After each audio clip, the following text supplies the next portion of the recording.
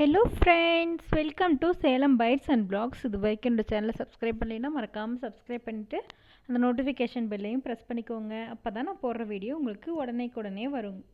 Friends, இப்போ நம்ம இந்த விலாகில் என்ன பார்க்க போகிறோம் அப்படின்னு பார்த்தீங்கன்னாங்க, ட்ரெடிஷ்னலாக நம்ம புளிச்சக்கீரை எப்படி கடையிறதுன்னு பார்க்க போகிறோங்க.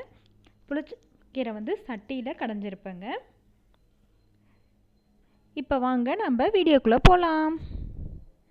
இப்போ நான் காலையில் பிரேக்ஃபாஸ்ட்டுக்கு என்ன பண்ணியிருக்கேன் அப்படின்னு பார்த்தீங்கன்னாங்க, கருப்பரிசி கஞ்சி தாங்க வச்சுருக்கேன். கருப்பரிசி கஞ்சியும் சின்ன வெங்காயம் பெரிய வெங்காயமும் கட் பண்ணி வச்சுருக்கேன்.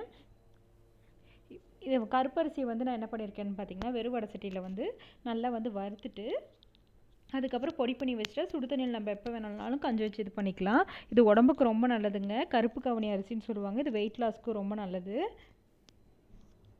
இதுதான் என்னோடய காலைல பிரேக்ஃபாஸ்ட்.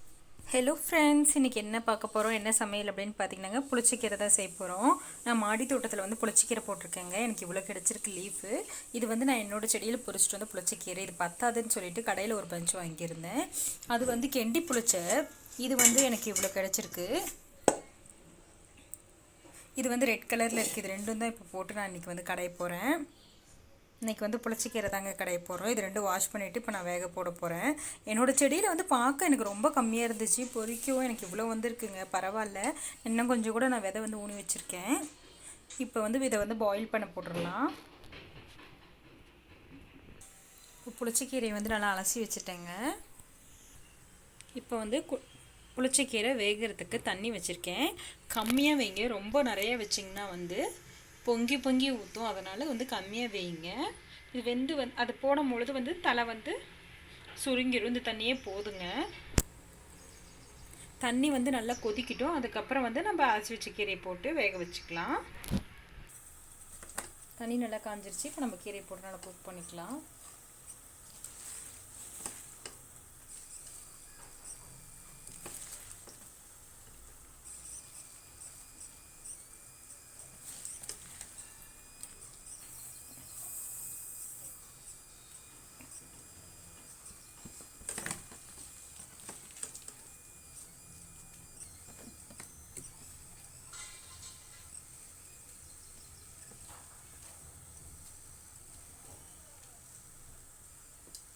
கீரை இதில் நல்லா குக் ஆகட்டும்.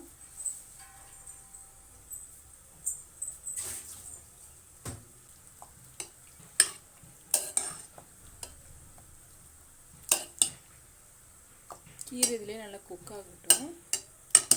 பாருங்க, நல்லா கலர் சேஞ்ச் ஆகிருக்கு.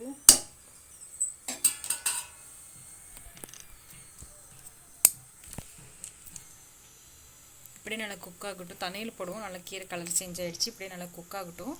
பொங்கி வந்துட போது அப்பப்போ நல்லா பார்த்துக்கோங்க. கீரை நல்லா வெந்துருச்சு.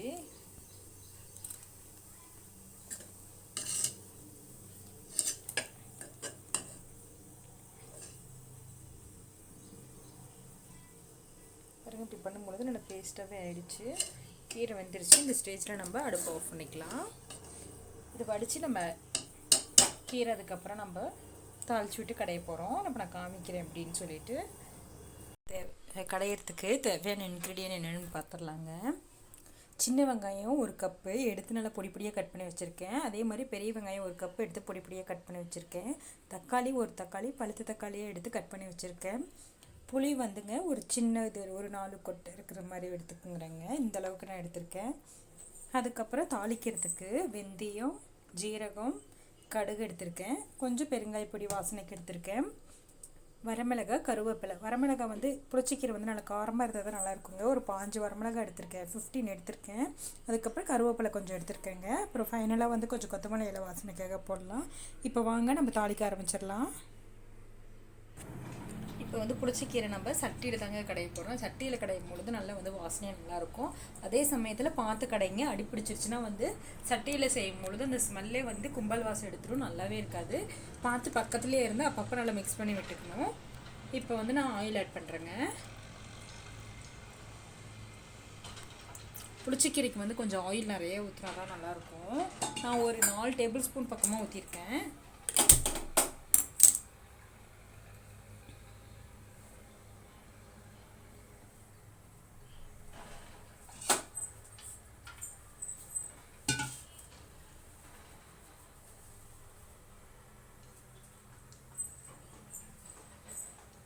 எண்ணெய் நல்லா சூடேறட்டும். அதுக்கப்புறம் நம்ம மற்ற இன்க்ரீடியன்ட்ஸ்லாம் ஆட் பண்ணிக்கலாம்.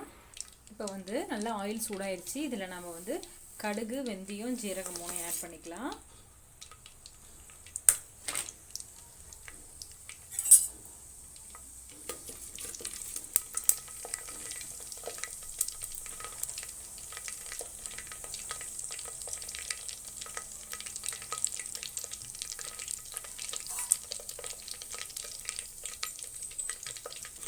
வெந்தயம் நல்லா பொரியணுங்க. நல்லா கலர் சேஞ்ச் ஆகணும். அப்போ தான் நல்லாயிருக்கும்.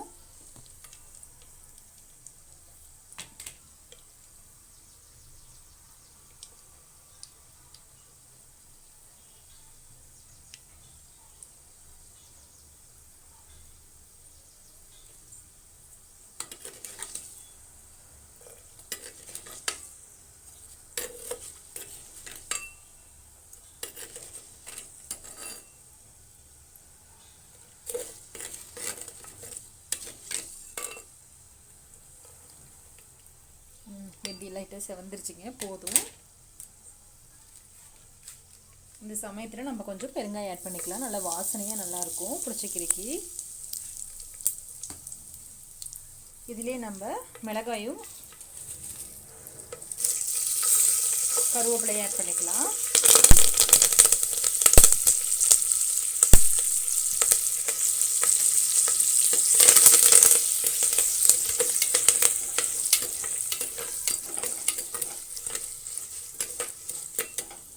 இந்த ஸ்டேஜில் நம்ம வெங்காயம் ஆட் பண்ணிக்கலாங்க.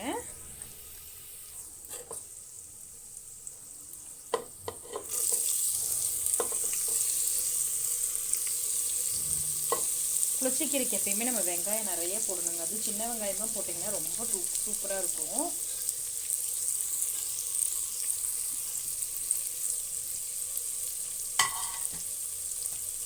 இப்போ வந்து வெங்காயம் நீங்கள் எந்த அளவுக்கு வதக்குறீங்களோ அந்தளவுக்கு தாங்க நம்மளுக்கு டேஸ்ட் வரும். நல்லா டிரான்ஸ்பரண்ட்டாக ஆகிற வரைக்கும் நல்லா வதக்கணும்.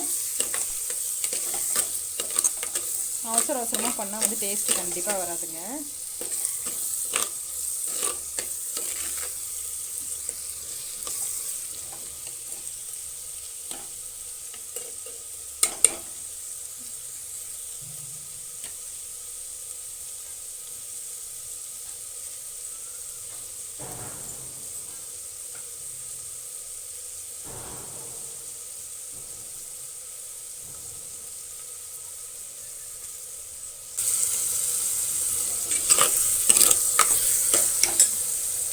வெங்காயம் நல்லா கொஞ்சம் வதங்கிட்டு இருக்குங்க. இதே ஸ்டேஜில் நம்ம தக்காளி ஆட் பண்ணலாம். தக்காளி நல்லா கரையிற வரைக்கும் நல்லா வேகட்டும்.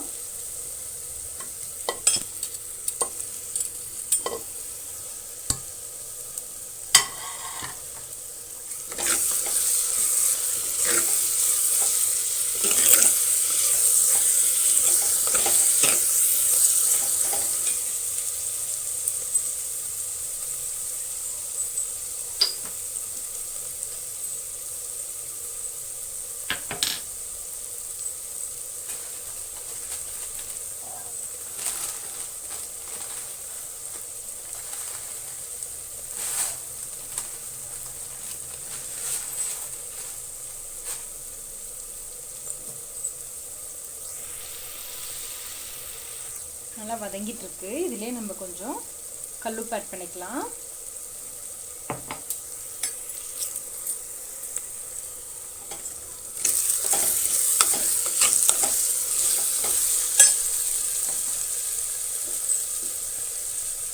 சட்டியில் வந்து நல்லா கடையும் பொழுது வந்து நல்லா கடையும் விடுங்க. டேஸ்ட் அந்த சட்டி வாசனையோட சூப்பராக இருக்கும். ஆனால் அடி பிடிச்சிட போதுங்க. அடி பிடிக்காமல் பார்த்து நல்லா ஜாக்கிரதையாக கடைங்க.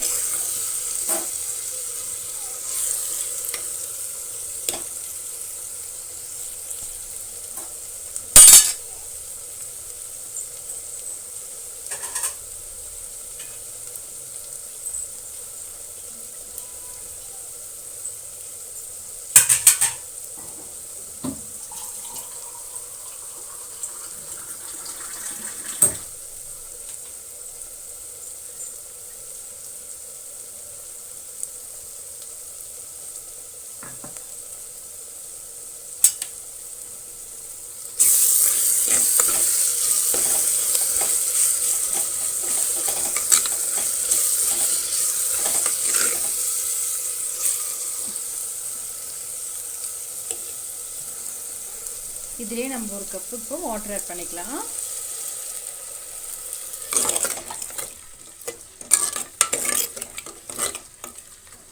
இந்த தண்ணியிலே வந்து நல்லா இது வந்து நல்லா குக் ஆகட்டும் வெங்காயம்.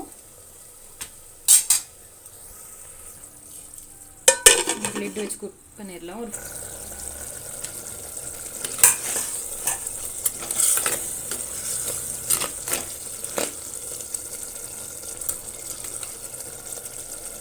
இதுலேயே நம்ம இப்போ பாயில் பண்ண புளிச்சக்கீரையை ஆட் பண்ணிக்கலாம்.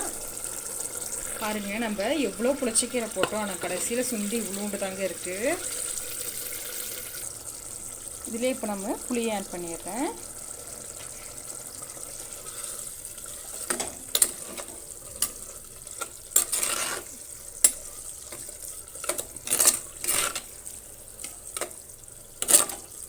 இப்படியே கொஞ்ச நேரம் குக் ஆகட்டும். அதுக்கப்புறம் நம்ம கடைஞ்சி விட்டுக்கலாம். அடுப்பை கொஞ்சம் குறைச்சி வச்சுருங்க. நல்லா மெதுவாக குக் ஆகிட்டு இருக்கட்டும். அப்படியே